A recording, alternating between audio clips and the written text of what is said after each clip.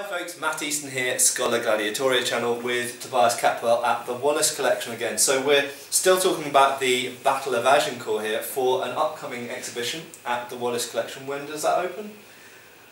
It's supposed to open at the end of the week, so the end of August, but really it's up and running for September and October, and actually probably November as well of this year to mark the 600th anniversary of the battle and the whole Agincourt campaign. Yeah, which the battle happened in late October in 1415, so obviously it's the 600-year anniversary of that. Fairly monumental time, so there's been lots of attention given recently to Agincourt. We've been talking previously about the armour worn at the time. I'd also like to pick up just talking about, so we've got a replica arrow of the period here, sometimes known as a livery arrow by modern warbow archers, and one thing to me that characterises the longbow arrow of the time is it's not designed for distance flight. Very, very different. If you look at a Turkish or Persian or Indian flight arrow, it is a very, very different beast to this. This is thick, they're up to pretty much a half-inch thick, aren't they?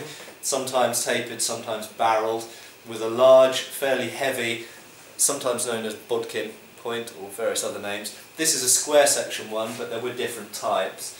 The Battle of Towton battlefield has yielded a lot of what are known as Type 16 heads, which are a sort of compromised design between a bodkin and a broadhead, sort of halfway between the two.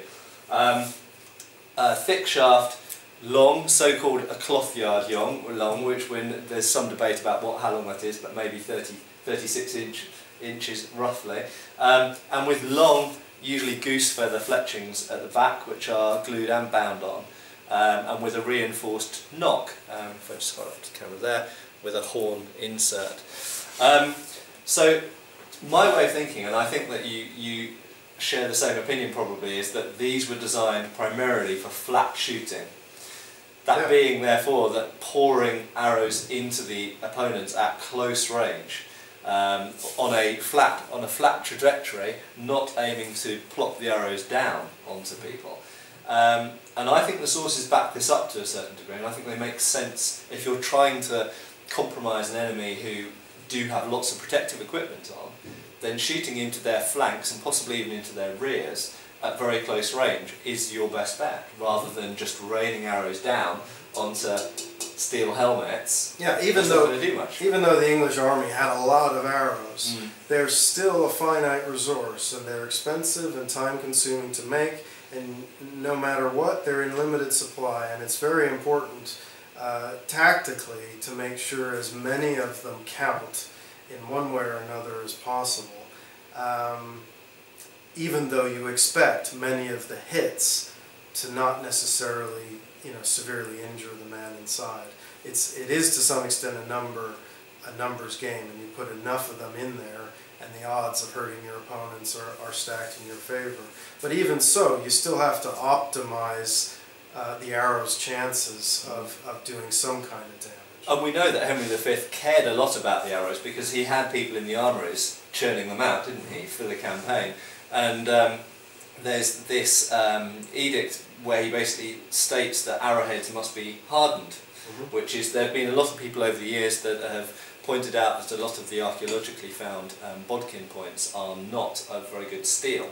And therefore that they weren't designed for penetration, they were designed for economic reasons or other reasons. But then we've got the history comes into play, and Henry V is there stating he wants his arrowheads to be hardened. So that might be telling us actually that there were arrow makers making inferior arrows, and that might be what the archaeological evidence is backing up, but that he would desire hard arrowheads. And you don't want a hardened arrowhead if you don't expect it to penetrate a hard substance in general. And I think it's a really important point too, when considering Henry V and arrows and his use of archers against the French in his 1415 campaign and later campaigns, that he knew personally firsthand what it was like to go up against English archers in battle.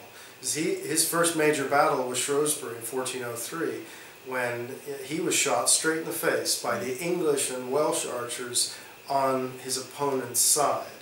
And he was probably shot multiple times, and that one stuck him straight in the face and went right into his sinuses, right into the middle of his skull. and he had knights immediately around him killed by arrows at close range. He had personally felt the effectiveness of the weapon when it's deployed in sufficient numbers and ranged correctly and employed correctly. And so he knew that power, and being on the bad side of that power, and so then was, I think, had much more of an implicit sense of how to use it against his enemies. And I think it's a really good example of showing someone who was undoubtedly wearing complete armour at the time, because he was in a war zone, and he was an important noble, and he got wounded by an arrow, but it was in the face. A lot of people who look for armour penetration as an argument for the longbow's success, the problem is there's a lack of source material to back it up in the history. That we don't have recorded examples of people having a piece of armour explicitly penetrated to wound them.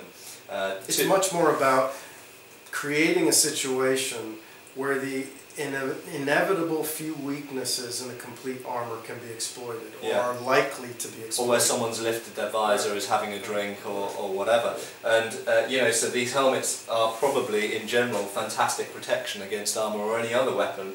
But if someone does raise their visor, then they've now got a completely exposed face, and they might catch an arrow in the face. Linking to that, I noticed that you've got a breastplate down here, which is a type that was worn in the late 14th century and would have still been worn by some in Agincourt time. And I see. Yeah, this is very much contemporary, quite precisely with the Agincourt period. This is pretty much exactly what we would expect to be being worn in very large numbers, certainly on the French side. The English ones were slightly different, but basically they had the same sort of thing. It's important always to be reminding ourselves again and again and again that the English had 1,500 fully armed knights and men-at-arms at Agincourt as well. This wasn't exclusively an archers versus knights situation. Yeah.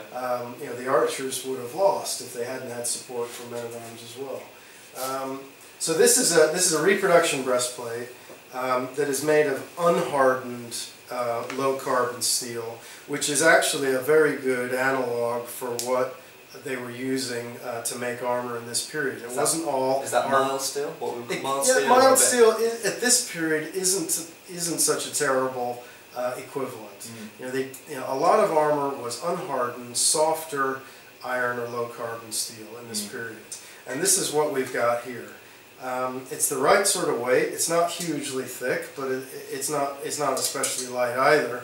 And we shot it 6 or 7 times with that arrow and with arrows of that same type. That head's now become quite blunt because it's been hitting this.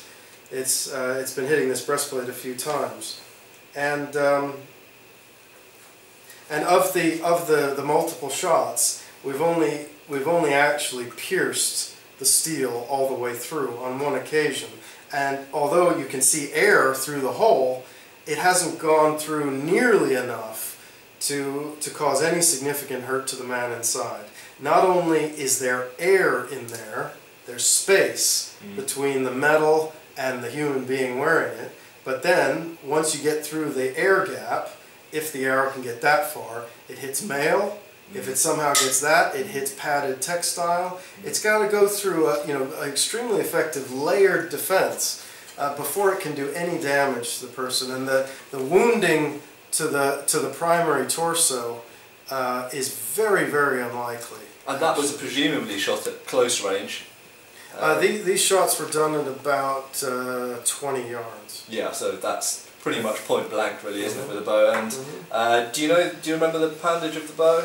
It was a heavy bow. Yeah. I can't. It was long enough ago, I can't remember precisely. But you can take the weight of the bow to some extent from the arrow. Yeah, this is a beefy arrow. I'm guessing it's a 100+ pound. It's bow, certain. I would think. Yeah. I just can't say whether it was. Okay, so we are talking about 170, but it was. Yeah. It was well above 100. Oh, okay. So we are talking about a proper big war bow. We're not talking about a modern target bow, which is not a good basis for comparison. The problem with a lot of modern tests of shooting arrows with heavy bows or whatever against plate armor is very often the plate armor isn't a good enough equivalent to what was really being worn.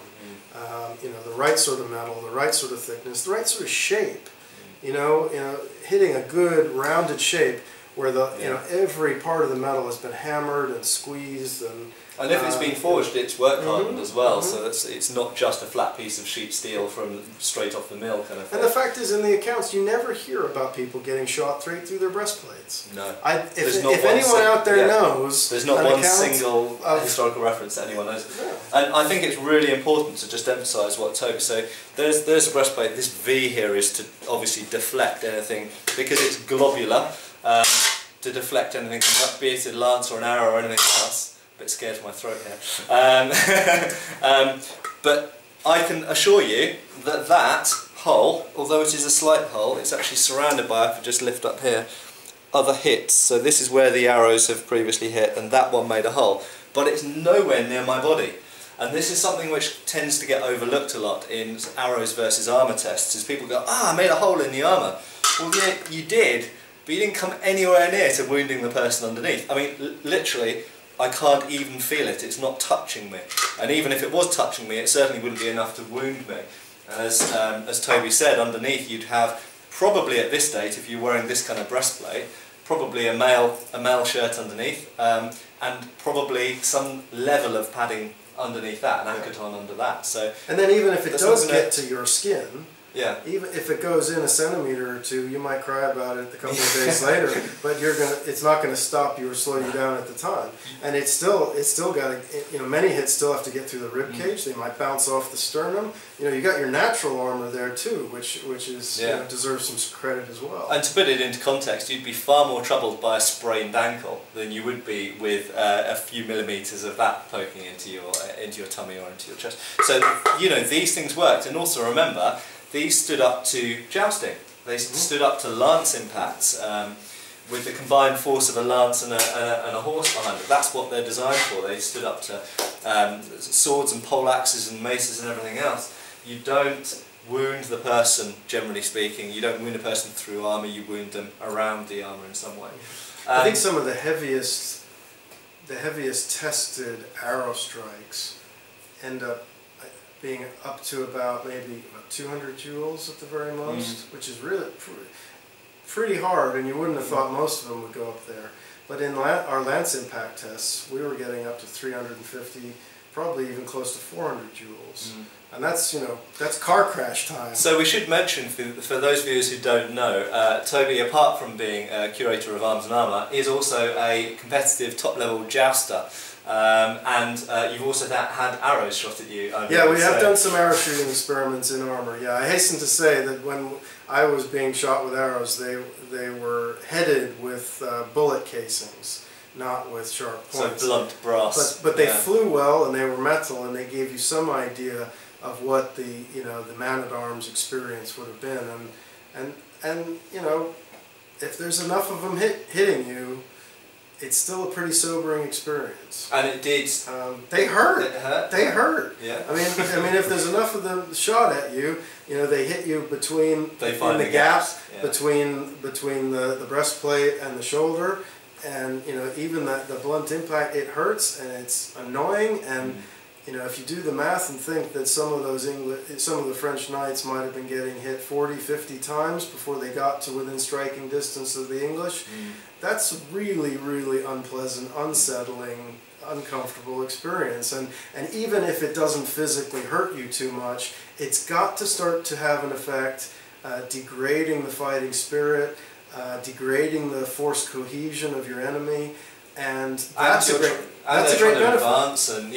You're trying to advance in probably very muddy ground, with huge numbers of people behind you pushing forwards and jostling, and you've got your visors down because you don't want to be shot in the face like Henry V was, and so you can't see great.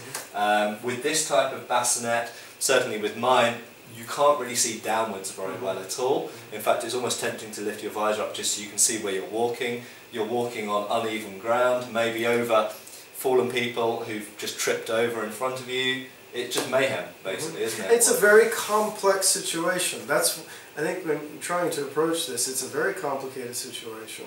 And any good invention, any good piece of technology, whether it's a good helmet or the longbow or whatever, they tend to have a number of different advantages. They do a number of different things quite well. It isn't just one thing. And it's always dependent on the precise fighting environment, the way you deploy it. You know, and the longbow's effectiveness is a little more complicated, and you really need a lot of them to make a serious difference. And Henry V certainly had a lot of them.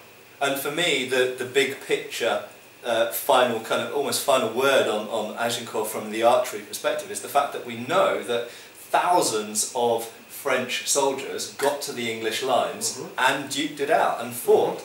And we know that the archers threw down their bows and were an important close fighting element. But that versatility, that ability of the archer to not just be an archer, but to be a light infantryman. They're fighting with swords and hammers and axes and knives and whatever they've got. And they're recruited in close-knit social groups with their men-at-arms. And those guys fight as groups, and they're used to fighting together.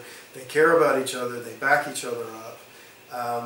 And the archers have that dual role of being able to fight with their hand weapons. And one of the big, important parts of our Agincourt display is to show the kind of hand weapons that the archers would be wearing, the kind of armor that they would be wearing, and to really emphasize that role that they are very effective fighting in groups, fighting at close quarters. And that's hugely, hugely important because it adds another dimension to their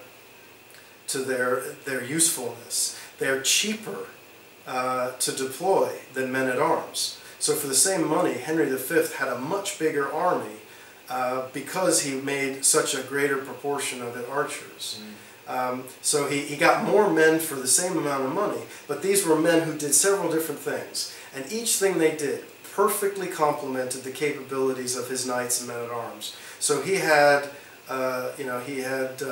what the American military might call bombastically full spectrum dominance, right? Or you might just call it combined arms. Yeah. And different types of fighting men complementing each other. Whereas the French basically just had a mass of fully armed men-at-arms and knights. So their whole army suffered from the same weaknesses, and they had no way of compensating for those weaknesses. They had tons of crossbowmen, but they didn't use them. If they had used them, if they had found a way to effectively use the crossbowmen in combination with the men-at-arms, that battle might have been very different. But they thought they could just steam up there and steamroller the English army, and it didn't obviously pan out like that. And the other thing to mention in application to archers is, of course, they fortified themselves to some degree with stakes, possibly with ditches or potholes. We don't. There's some conflicting evidence about that. But going back to the equipment that archers had, I mean, I think there are 14th century laws stating that to serve as an archer, you have to provide a certain amount of equipment with yourself. You have to turn up, obviously, with a bow and some arrows, but equally you have to have a jack, you have to have a helmet, you have to have a sword and a buckler, and a dagger. So these guys aren't just archers. There's a big thing made about the fact, Englishmen had, between the ages of 16 and 60, had to practice archery. But in addition to that, there were other martial arts going on as well. There's an ancient sword and buckler fighting tradition in England, and that's not just knights. No. That's the common people fighting with swords and bucklers in their spare time. Even more so the common people, because of course there are these laws going back to Edward I's time and even earlier, saying about not having fencing schools in cities. But of course outside cities, we know in Smithfields, outside the London walls, that there was fencing that used to go on with sword and buckler predominantly. We know pretty much, if you look at Chaucer, we know sword and buckler was the predominant sidearm of the common Englishman. So these archers weren't just expert with their bows, they also wrestled for sport and sometimes for prize money. They wrestled, they used sword and bucklers, they had armour of various kinds, and if we look at the illuminated manuscripts, we can see archers sometimes in a surprising degree of armour, often with even more than just a jack, sometimes with sometimes gauntlets, full leg armour. Yeah, full leg armour, even gauntlets hanging off their sword and buckler at their belt. And it gets to the point, I mean, late medieval England, socially speaking, was a very fluid society. The distinctions, certainly after the Black Death, the social distinctions were fluid. It wasn't these are the nobles and these are the commoners and that's how it's always going to be. People could be, there was a very strong upwardly mobile tradition in England. And you see that in the military. There are plenty of examples, we can trace them through the records, of men starting their military career as archers, and then they pop up again in the records, same guy demonstrably turning up as a man-at-arms later in his career. One of the most famous mercenary captains of this period, Sir John Hawkwood, started as an archer. We know he started an archer, and he ended up as one of the richest and most powerful military commanders in Europe. And so there is a national hero of Florence. But to some extent, there is a blending of the distinctions between archers and men-at-arms. And there are archers who are working their way up. They've got the leg armor, they've got the gauntlets. They're not quite there, but they're working their way there. And there's some very lightly armed archers who probably have nothing but a skull cap and a padded jack. And then there's other archers who probably looked almost like they were already men-at-arms. One of the things I'm really excited about in the exhibition too is that we're able to show some very rare pieces of armor that we think are certainly consistent with what we would expect archers of this period to be wearing. So Toby, I'm going to stop you there because we've been talking for quite a long time, so I'll save it for the next video. Right. In the next video we're going to look at two original helmets which would have been in existence at the time of the Battle of Agincourt in 1415. Cheers folks!